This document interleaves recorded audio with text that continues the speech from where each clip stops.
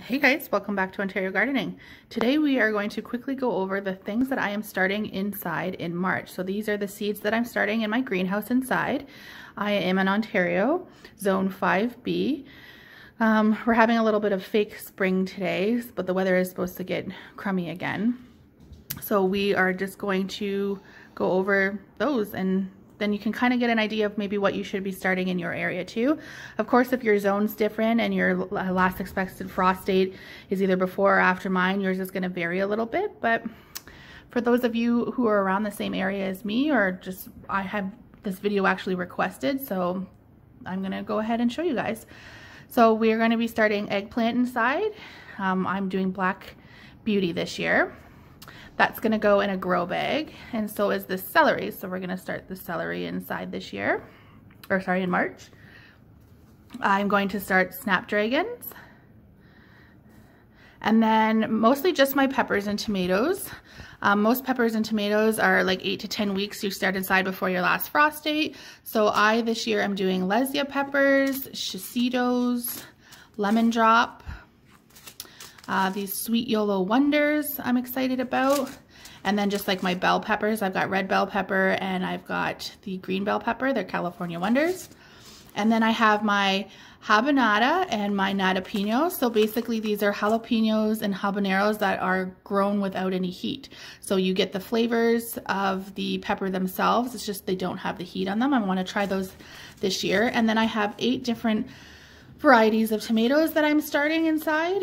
I've got these are all ones that, like I said in my last video, I went through all the varieties of different things that I'm trying in my whole garden this year.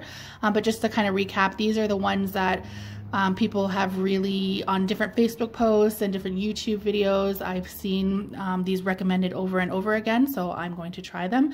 Out of all the different kinds that I bought, I picked 8. I have space for 8 different varieties, so I have chosen the Kellogg's Breakfast, which is one of like the most highly regarded tomatoes, so hopefully that's not too disappointing. The Dr. Witch's Yellow, the Paul Robeson. This one I chose. It's supposed to have a great flavor and it's supposed to be nice and meaty, and I love the colors of them, so I'm going to try that. Cherokee Purple was another one that was highly regarded. Black Crim, another one. The Mortgage Lifter, and I did touch in my last video about the Mortgage Lifter and why it's named the Mortgage Lifter. These are all heirloom tomatoes. And then the Abe Lincoln. So I chose varieties for the tomatoes based on what we're going to use.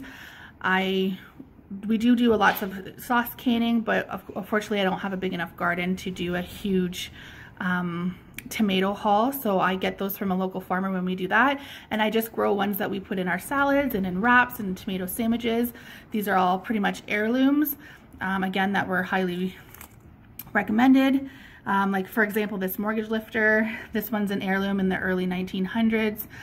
There was a guy who sold these plants for $1 per plant, which was pretty high back in the day, but he was able to pay off his mortgage with selling just these plants. So again, all really cool varieties.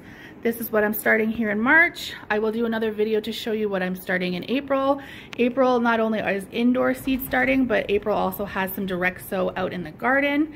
So that'll be an exciting video to start there. And yeah, maybe I'll do one as we go. I will show you what my greenhouse looks like inside with these plant starts. So thanks for following along, and we'll see you in April. Bye.